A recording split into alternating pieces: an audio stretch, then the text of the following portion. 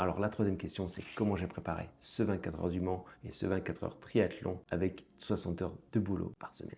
Donc ouais, les 60 heures sont vite, et je dis 60, c'est peut-être même plus, parce que entre mon coaching qui prend énormément de temps, hein, comme je vous l'ai dit, je suis disponible tous les jours, ça soit aussi pour les rendez-vous, avec les futurs sportifs que je pourrais accompagner, soit le montage vidéo, il y a plein de choses qui se font, donc voilà, ça me prend du temps, et à côté de ça, il faut que je m'entraîne. Parce que si je veux atteindre ces objectifs-là, je peux pas non plus me mettre 2 heures par semaine, mais je peux pas me mettre 15 heures non plus. Donc ce que je fais, voilà, je fais des petits entraînements dans la semaine et le week-end.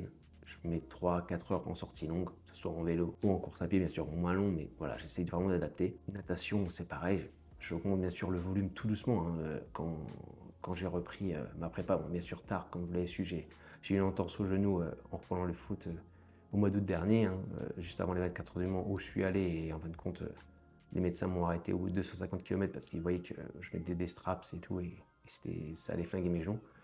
Donc j'ai avancé, j'ai soigné tout ça et j'ai commencé à me préparer tard. Me préparer très tard parce que j'ai recommencé avec de la marche-course au mois de novembre, il me semble, ouais. Et vraiment, la prépa a commencé fin janvier. Donc j'avais que physiquement, j'étais pas prêt à 100%, mais voilà, en faisant les choses qualité, j'ai quand même réussi à remonter un volume. Voilà, en course à pied tout doucement, tu vois. Les 10%, c'est ça que je dis à chaque fois, tu vois. Ton volume de semaine, il est à 10, la semaine prochaine, il est à 11. Ouais, tu lui montes tout doucement. Et en fin de compte, tu arrives à un volume qui te permet de tenir ces genres d'épreuves. Et sans chier tout le parcours, hein, en parlant directement, mais voilà, c'est ce qui est arrivé. Donc je crois que en moyenne sur le vélo, je dois être à 6 heures de janvier à août, on va dire 6 heures de vélo en moyenne. Donc, ça veut dire qu'il y a des semaines qui étaient, bon, mes semaines hautes, ils devaient être à 8-9, mes semaines basses, ils devaient être à 3-4 heures de vélo. En course à pied, je sais pas, je dois avoir un volume pas énorme, hein, parce que pour le T24, une épreuve assez lissée. J'ai dû monter à 30-40 km et le plus bas, je devais être à 10-12. Et en natation, je crois que je suis monté à 10 par là, et dans les 2-3 en semaine basse. Voilà, c'est comme ça que j'ai monté mon volume, et bien sûr, c'était réfléchi, c'était fait correctement. La natation, j'apprends toujours plus tard parce que, comme je revenais de l'entorse, j'ai focus plus le vélo au début et ensuite la course à pied. J'ai réintégré la natation parce que la technique, une fois que tu l'as, tu la retrouves assez rapidement, et là je me suis fait un volume qui me permettait de tenir. Là sur le T24, j'ai fait 9 km de natation, en vélo j'ai fait 213 et 23 en course à pied. Voilà, après il s'est passé des choses, tout ça, mais en fait j'étais content de mes 2 premières épreuves, et satisfait de ce T24. C'est la première fois que je faisais un triathlon de 24 heures. Je voulais voir comment ça se déroulait. J'ai pas de regrets. J'ai fait ce que je pouvais avec la prépa, ce que je pouvais. Et voilà, c'est tout. Il faut être OK avec tout ça. Mon but, c'était de le finir. Je l'ai fini. Il y en a, par exemple, c'est des plus gros compétiteurs où à chaque fois qu'ils font une épreuve, ils veulent atteindre un sub. T'es là, OK, c'est OK pour eux. Moi, j'ai des sportifs, c'est ça. Et il y en a d'autres, c'est juste être finisher. Il faut être OK avec son objectif, ça c'est important. Et après, pour le 24 heures du Mans, voilà, j'ai commencé à dérouler un peu des heures, mais pas non plus des heures où il fallait rouler 5, 6, 7, 8 heures. Je l'ai fait ça pendant souvent la période hivernale, donc quand j'ai repris le vélo, quand j'ai fait ma grosse prépa, ma plus grosse prépa, on va dire, c'était la période hivernale. De janvier à mars, oui, les sorties longues c'était de 6, 7, 8 heures. Ça c'était le samedi, donc voilà, je me levais de bonne heure, je faisais ces sorties longues là, et ce qui me permettait d'avoir ce volume d'endurance, qui m'a permis aussi d'enchaîner sur des blocs seuil, des blocs force, voilà, tenir sous ces blocs, et tenir ce 24 heures du Mans où là cette année je voulais le finir et atteindre cet objectif de 500 km.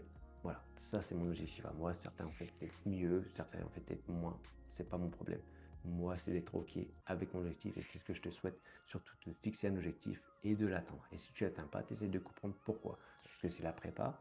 Est-ce qu'en fait, compte, c'est juste physiquement, ou tu n'as pas eu le temps, ou voilà. C'est de voir ce qui n'a pas été. Mais c'est pas grave. Tu vois, l'année dernière, j'ai pas pu finir mon 4 heures du Mans. J'étais déçu. J'ai même pleuré, je te dis, je m'en fous, hein, je peux vous dire. J'étais dégoûté parce que au bout de 250 km, j'avais même pas mal aux jambes. Physiquement, j'étais bien, j'étais même mieux préparé physiquement que là cette année. Et j'ai pas pu finir. Ok, donc je me suis dit, tu fais quoi? Tu peux pas rester sur un échec, Charlie. Donc tu repars. Et là, j'ai atteint mon objectif cette année, et c'est ok. Voilà.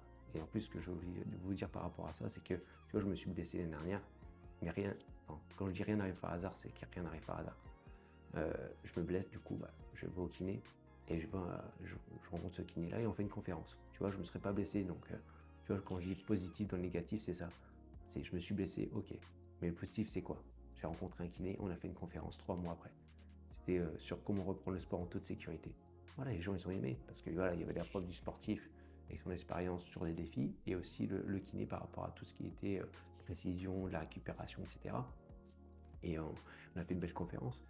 Et il y en aura une deuxième là au mois de décembre, je prépare tout ça, mais voilà, dites-vous à chaque fois qu'il arrive un truc, voilà, ça m'est arrivé, qu'est-ce que je dois prendre de positif dans tout ça? Et en fin de compte, tu dis ouais, en fait, c'est pas si grave, c'est j'en ai appris quelque chose. Et c'est comme ça que tu évolues. Parce que si tu fais que de faire du négatif, du négatif, du négatif, mais tu vas vers le bas et en fin de compte, tu fais jamais rien. Tu fais jamais rien et dans 5 ans, tu te retournes et tu es toujours au même endroit, tu fais que de te plaindre ou tu jalouses des autres, qu'en fin de compte, tu aurais même pu être meilleur qu'eux. C'est juste que tu n'as peut-être pas fait les choses correctement ou tu n'as pas pris les décisions aussi au bon moment.